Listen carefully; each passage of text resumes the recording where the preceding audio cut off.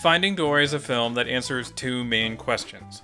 One that was specifically asked about in the first film, and another one that was already kind of answered in that first film. This was always going to be a difficult story to put together. I don't really envy the writers who had to plan this thing. You're putting together a film about the comic relief character who has to move the plot forward while still suffering from short-term memory loss. This is all on top of the inherent challenges that a sequel will always face. Finding Dory opted for a very goal-oriented story that morphs into a character achievement statement. The goal of finding Dory's parents, and the question of whether Dory would be able to do it herself. It's essentially a new Finding Dory plot, featuring the same old takeaways from Finding Nemo. I think to some degree, Finding Dory was always going to be a necessary film, in that Dory is kind of a mysterious character in the first one. She sort of comes out of nowhere, and we don't really learn anything specific about her backstory. Finding Dory does an excellent job of filling in a lot of the gaps. It's honestly one of the most successful things about it. We learn about her childhood, what she was doing when she ran into Marlin, why she's magically able to read, be able to speak whale, and where stuff like "just keep swimming" comes from. As a general explanation for why Dory was the way she was in Finding Nemo, this film does its job. Of course Dory would learn to read in an aquarium. That being said, Act 1 of this film doesn't exactly inspire confidence in justifying its own existence. This is honestly a pretty scary first act for people cynical about derivative sequels. We get the flashback and catch-up, but then it's back to school with Mr. Ray once again. Another trip to the edge, another argument about traveling and doing stuff, another trip with those gnarly turtles. Just with Dory this time. Now, I tend to really hate critical arguments that are entirely centered around something copying something else. It's one of my biggest pet peeves. I'm less in the who wore it first camp, and am more about the who wore it best. Like when people argue that Toy Story 4 copied 3, which copied 2, which copied the original, because they're all variations on how people deal with rejection, it's like, come on, what do you think the Toy Story films are about? I think thematically, sequels should link to and comment on the previous one to some degree. Emphasis on "to some degree." Where I get grouchy is when we're doing the all-stars of film 1, sending Buzz through that loop, hiding under cones, or in this case, hanging out with Crush the Turtle. I like Crush, he is the guy, but he doesn't have anything new to offer here. This is 100% purely a nostalgia play. To Finding Dory's credit, this Act 1 stuff is pretty brief and not the focus of the rest of the film. I roll my eyes at this opening, but it would be somewhat unfair of me to say that Finding Dory copied the exact structure and set pieces of Finding Nemo.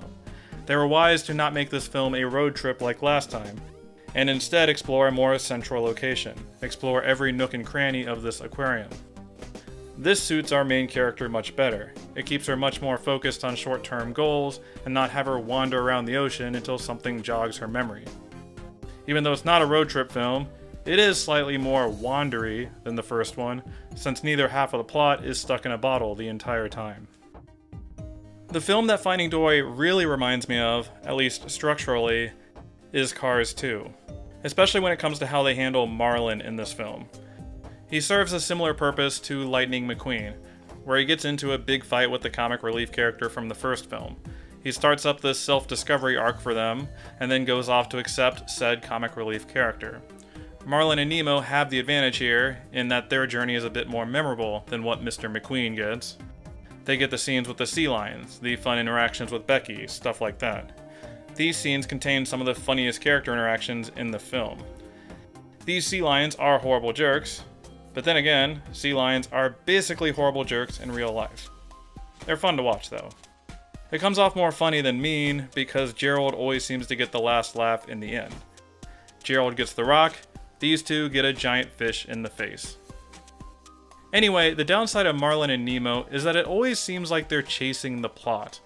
This is Dory's achievement story, so their only real job is to vomit out the moral and theme to the audience and then to her. Marlin learned in the first film to believe in his son and to let go of his paralyzing fear, and then proceeded to forget everything when it comes to Dory.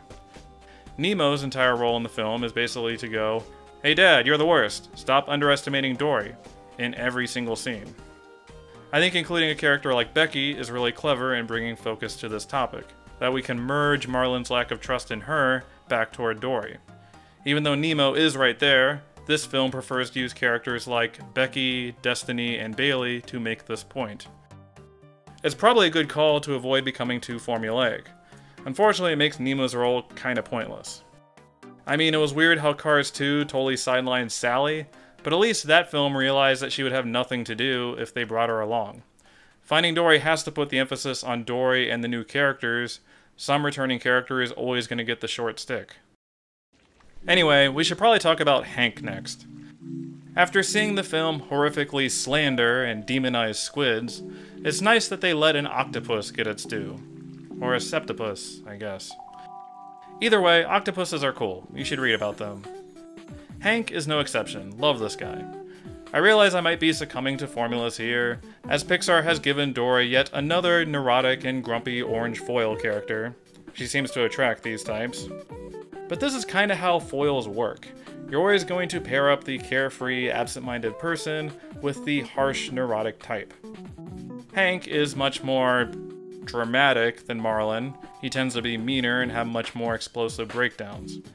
He is also not our focus character this time. We get a sense of his personality, but they let us fill in the blanks on the specifics of what happened to him. Hank's movements are absolutely beautifully animated in this film. He is one of the most impressive creatures Pixar has ever done. He's a nice solution for getting Dory around the aquarium. We can't just send her through pipes to get everywhere. He's such an absolutely goal-oriented character that you can kind of keep Act 2 on track. Keep prodding Dory about what to do next. Hank is, let's just face it, still captive to what Dory wants to do and what flashbacks come to her. But the story desperately needs this kind of taskmaster. Unfortunately, I'm not completely sold on the execution of Hank's arc and his character turn. The big eureka moment for him is in the touch pool, that frantic, insane, and everyday sequence of the kids reaching into the water. Hank shuts down, terrified of being touched. Dory goes into flashback, remembers where her "just keep swimming" mantra came from, and then rushes him away. They go over to Poker's Cove, where a kid pokes Hank, and he fills the thing with ink, thereby scaring everyone away. Hank proclaims, "You did it," and is in awe of Dory. Okay, so I get what they're going for here. Dory's teaching Hank to not shut down, be proactive, and just keep swimming. Like, you can do it, Hank. You don't have to plan everything. The problem is, this isn't a great example of Dory's can-do, proactive attitude saving the day. Some kid pokes Hank, and it all works out. It comes off more like Dory doing stuff, and then sort of bungling her way into success. This is a real danger for this film, that the message might be obscured by the perception that the key is just to be lucky. We have Marlin and Nemo taking on the mantra of, what would Dory do? And even Marlin proclaims that she would go for the first thing she sees. To some degree, neurotic characters like Marlin and Hank need to avoid analysis paralysis. Dory's approach is needed for them. The emphasis should always be on the action part of it. The film just isn't great about giving the characters situations where it's clear their quick-wittedness and strength actually saved the day. I guess this is the problem with having your main characters be tiny fish. We also meet Destiny and Bailey during Dory's adventures, two more characters that bolster some of our central themes. Overall, they're pretty funny comic relief characters. Their constant bickering is cute, love how defensive Bailey gets about his problems. There isn't that much to say about these two as a whole, to be honest. They're sort of intermediary supporting characters that help push Dory through Acts 2 and 3. They're a good change of pace characters, that's it. All of the aquarium stuff as a whole walks this tricky line between giving Dory big overarching goals and using her flashbacks to jog her memory into what to do next. I think if it were all flashbacks triggering Dory the entire time, like, now we gotta do this, now we gotta do this, it would get pretty tiring. The major goals are, get to the Jewel of Morro Bay, then get to the open ocean tank, which do not change. The flashbacks are used more to drop clues to Dory about what happened in the past and to give her specific guidance. The majority of these flashback transitions work well, they're decently paced. For example, we learn about the undertow first, then introduce the shells, then start doing variations on these concepts. Also, Baby Dory is the cutest thing ever. Cuteness overload. Some of these flashbacks can come off a bit too basic to the audience though, like they literally have one explaining the concept of there always being another way. It explains Dory's mindset, to be sure, it just doesn't strike me as a plot decision worth explaining in detail. Especially since, later on, the film is going to demonstrate why Dory might not want to go into the pipes. Curiously, Finding Dory is not designed in a way to hint at the actual location of Dory's parents. There would be a temptation to sneak clues into these flashbacks that we, the audience, would be able to notice while they explore. Dory's parents are near this kelp forest outside the aquarium, sorta near where they passed by earlier. But during the first visit, the filmmakers don't really hint anything about this spot. It's nothing special. It's not like Dory notices a random shell in the sand during Act 1. They could have totally done this. The shells weren't introduced until later. Why didn't they? They went with more of a POV approach, one that tossed aside dramatic irony or a mystery to unravel, and instead put us directly in Dory's shoes. I love me a good mystery, but this might be the better approach, given the character story they want to tell. It's less about the mystery of where Jenny and Charlie are, it's more about whether Dory will be able to find them. Unfortunately, this is also where the film kinda loses me. I feel pretty underwhelmed about Dory's achievement arc in this story. We all know Dory suffers from short-term memory loss. It's something that has dogged her through both films. It's clearly the biggest obstacle she faces in finding her parents. I think, from a conceptual standpoint, this is a very beautiful premise for a film. It's a very positive message that Dory can piece things together, that there is something inside her strong and smart enough that can do this. The flashback of Jenny and Charlie crying at night, worrying about her, is especially well portrayed. There are definitely many real-world parallels that are applicable to this film. The actual mental part of Dory's achievement works for me. It's just strange to suddenly be underestimating Dory and not think she can do it, after sitting through an entire film where Dory can basically do anything. She leads around Marlin and teaches him what to do in any given situation. Remember the whale scene? It's not like Mater in the first Cars film, who exists to teach Lightning McQueen about friendship and not being terrible. He doesn't teach him how to be a good racer. An achievement and self-esteem storyline in Cars 2 makes a lot of sense for him. Dory was never a character who doubted herself or lacked agency. If you tell me Dory is determined to find her parents, I'll believe that she'll find her parents. Somehow, some way. There's no mystery for me to latch onto by design, so I just kinda have to wait for her to put things together. When her parents are comforting her, telling her, "You did it, Dory," I'm like, duh, we're talking about Dory here. Now, to be fair, Dory does have to learn this about herself. It's not just about the audience's perception of her. When she learns about the Undertow situation and thinks it's her fault for getting lost, it's understandable that she would start to doubt her mission. One of my favorite scenes is when she reunites with Marlin and gets down on herself. He tells her that she was what made everything happen in the past, and because of who she is about to find her parents. It's a really nice little reflection of Dory's memorable monologue from the first film. Marlin is correct, he never really did tell Dory what she meant to his journey. She just said what he meant to her. Once again, the audience already kind of knows all of this, but this is still a very nice in-universe moment. Nemo does sort of ruin it though, with his doe-eyed question, "Is Dory gonna have to leave us, Dad?" It's such a cheap, short-term tactic for drama. The moment you ask this question, you're telling the audience that it's not gonna happen. Come on guys, were you that desperate for some feels right here? Despite that little tangent, I think Finding Dory actually finishes really strong. A lot of the stuff they painstakingly set up starts to pay off.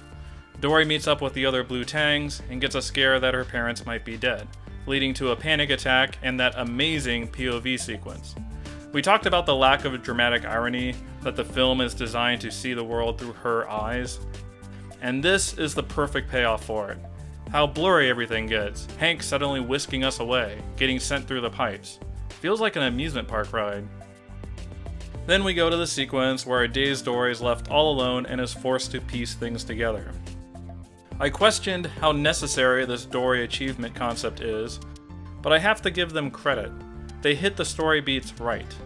You can't have Marlin or Hank around for this sequence, if this is the point you're making. They instead went for this quiet, almost ethereal moment where the shells trigger something in her, and she discovers this lonely location. It's almost Seymour-esque in a way, to use a Futurama reference, how her parents waited around for Dory for so long, laying so many shells for her. It's also nice that Pixar didn't kill off one of the parental figures for once. This was definitely the right call in this instance. Ginny and Charlie are such comforting figures. They do a good job picking Dory up emotionally and underlining the message of the film. One of my bigger criticisms of Finding Nemo was with its conclusion, that Nemo's final task wasn't a super great way to demonstrate his character growth to his dad.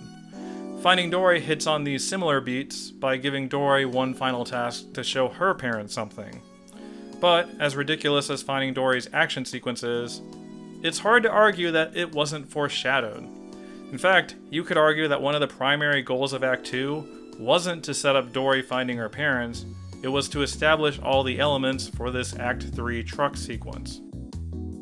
The first time I saw Finding Dory, I thought this ending was a little too crazy for a Pixar film. It felt like something that The Secret Life of Pets would do as a finale. Just a crazy romp for the sake of a crazy romp. They literally gave us an entire sequence of Dory acting as Hank's eyes when driving a stroller.